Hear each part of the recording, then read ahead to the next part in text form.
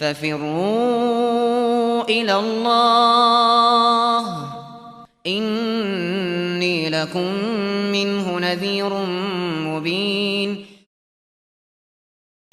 Kemudian pembahasan berikutnya, ini yang keberapa sekarang? Yang keenam, saya ingin berbicara tentang masalah ibadah. Ya. Masalah ibadah di kalangan orang-orang tasawuf.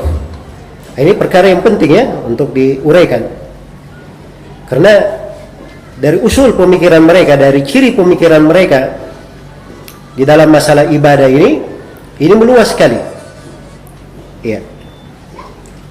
Ini meluas sekali. Ya, jadi siapa yang memperhatikan bentuk-bentuk ibadah yang mereka kerjakan dibangun di atas kaidahnya, ya, mimpi bisa menjadi dalil, ya. Kemudian ada ilmu ladunniya, ya, dia bisa menyingkap al-mukasyafah, ya. Kemudian apa statement dari gurunya bisa masuk begitu saja. Ini membuat mereka bisa membuat meluas sekali dalam pembahasan. Padahal ibadah itu di dalam syariat kita, ibadah itu di dalam syariat diikat dengan apa? Diikat dengan ketentuan-ketentuan. Ya. Ada dhawabit di dalam ibadah. Ini yang perlu saya terangkan di sini sebagai pengantar supaya kita kenal Islam yang benar. Ibadah itu diukur dengan kaidah-kaidah ketentuan. Yang pertama, ibadah itu tauqifiyah. Ibadah itu sifatnya tauqifiyah. Tidak boleh ada yang melakukan ibadah kecuali kalau ada dalil dari Al-Quran dan Sunnah yang menjelaskan tentang apa? Ibadah tersebut. Kalau dalam Al-Quran dan Sunnah jelaskan itu ibadah, kita terangkan apa? Itu ibadah. Iya. Jadi ibadah ini tauqifiyah, harus ada dalilnya dari Al-Quran maupun apa? Dari Sunnah Rasulullah Sallallahu Alaihi Wasallam menjelaskannya. Iya. Karena itu dikatakan dalam Al-Quran, "Faman kana yarju liqa'a rabbih falyamal amalan salihan wa la yusyrik bi ibadati rabbih ahada." Siapa yang berharap berjumpa dengan Allah, hendaknya dia beramal saleh dan jangan berbuat kesyirikan dalam peribadatan kepada Allah.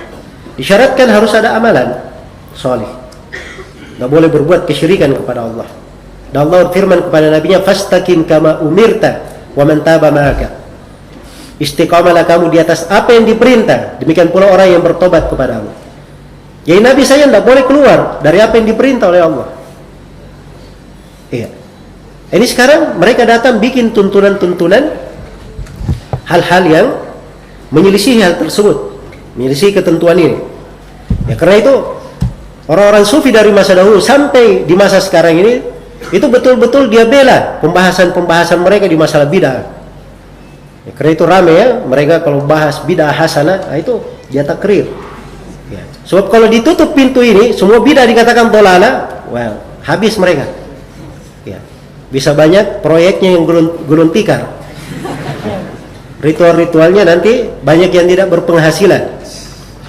Nah, karena itu Syekh Abdurrahman bin Yahya al-Muallimi menyebutkan dari pokok banyak orang yang tetap di atas kebatilan di masa ini apa? Karena kebatilannya ini itu sudah menjadi sumber penghasilannya. Ada nafkahnya di belakang hal tersebut. Jadi kalau kebatilannya ini dia tinggalkan, dia menganggap dirinya bisa gulung tikar. Iya. Maka akhirnya dia tetap membela dari apa? Kebatilan tersebut. Dan ada juga orang yang dia tahu dirinya batil di atas kebatilan, tetapi kalau dia katakan bahwa dia rujuk kepada kebenaran, dia takut prasangka orang, oh berarti kamu dulu keliru, kamu dulu jahil, akhirnya kamu salah. Tidak mau dibilang begitu. Ya. Akhirnya dia bela semua keyakinannya dengan dengan upaya yang paling besar, dengan sangat gigih. Ya. Dan apa yang mereka sebarkan dari syubhat masalah bidah-bidah hasanah itu sudah basi. Ya. Perkara yang sudah dibantu oleh para ulama dari ratusan tahun. Ya. Hanya saja sebagai orang memunculkan. Ya. Karena sebagian orang kadang, masya Allah kalau dia ini, oh saya sudah debat sama Salafi. Ya. Salafi itu begini-begini, dia buat tertawaan.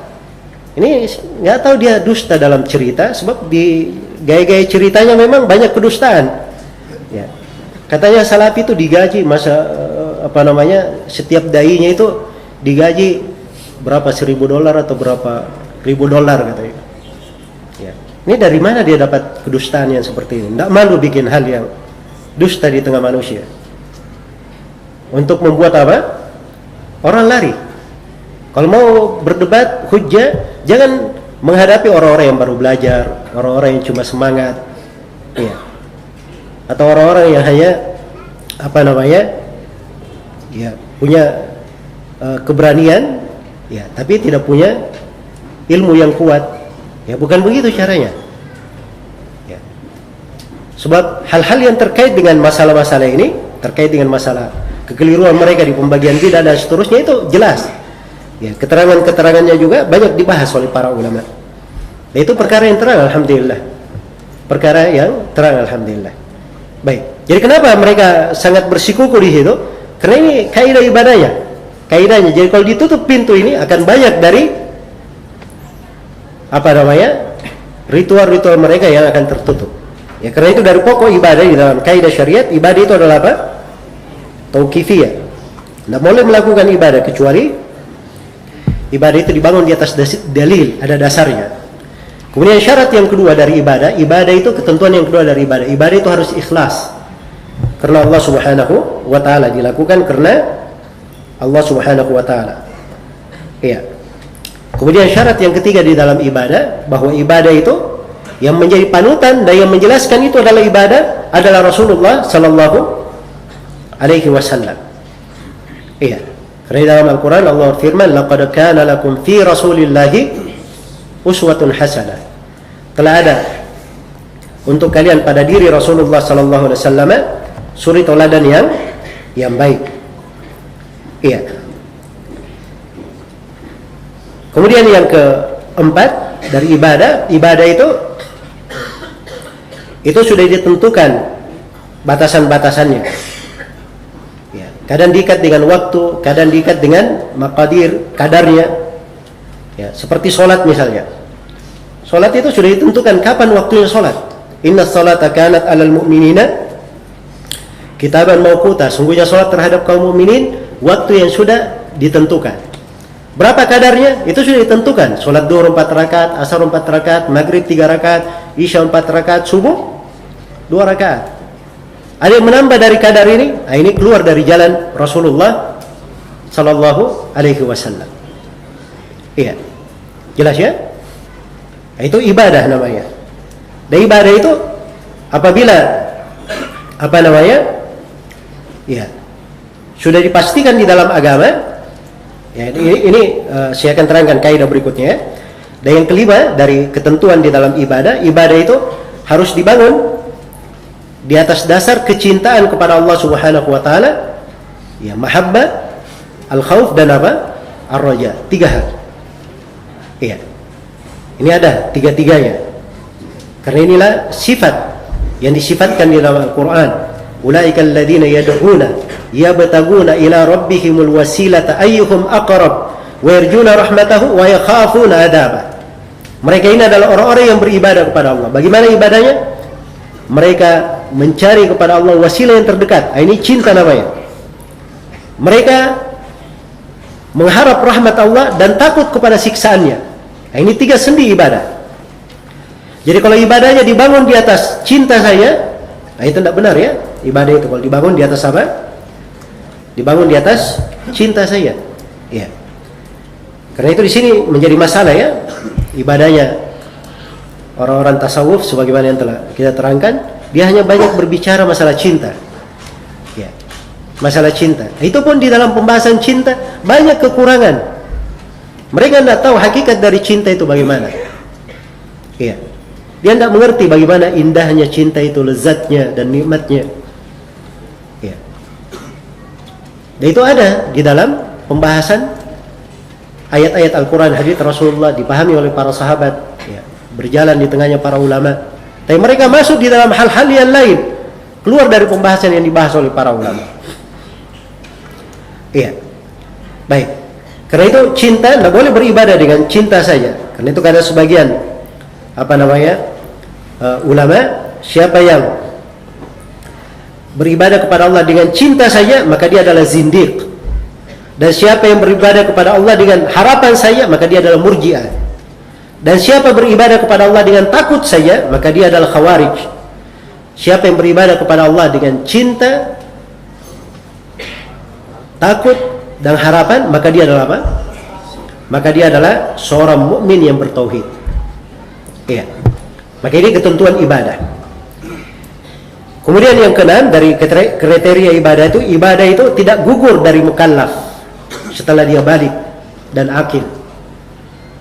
Ya, kalau dia mukallaf, sudah balik, sudah akil, ya, maka ibadah itu tidak pernah gugur darinya. Tidak pernah gugur darinya. Itu ketentuan ibadah. Ya, berbeda dengan apa? Orang-orang tasawuf ini. Kalau sudah sampai di tingkatan tertentu, bisa gugur sebagian ibadah. Bahkan seluruh ibadah bisa gugur apa? Terhadapnya. Ya, dan ini kesesatan yang nyata. Kesesatan yang nyata. Karena itu Nabi SAW, beliau adalah hamba Allah yang terdekat. Ya. Sayyidul Anbiya'i wal Mursalin, pemimpin para nabi dan para rasul. Di hari yang beliau meninggal, beliau masih keluar hadir sholat berjamaah. Dipapah oleh pamannya Al-Abbas dan menantunya Ali bin Abi Thalib. Dipapah keluar ke masjid. Ya. Nah, dikatakan, oh Nabi kalau sudah sampai ke tingkatan hakikat ma'rifat, berarti sudah gugur apa? Sudah gugur kewajiban padanya. Enggak. Ya, ini semuanya menyelisih ya apa yang Nabi dan para sahabatnya berada di atasnya.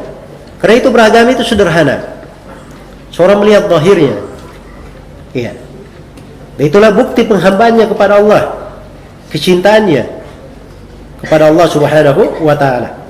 Nah, maka ini semuanya ketentuan ibadah.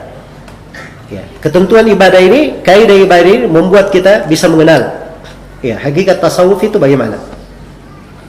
Bahwa banyak hal yang mereka keluar dari jalur ibadah yang digariskan di dalam syariat kita. Iya. Nah, ini hal yang penting ya untuk dipahami.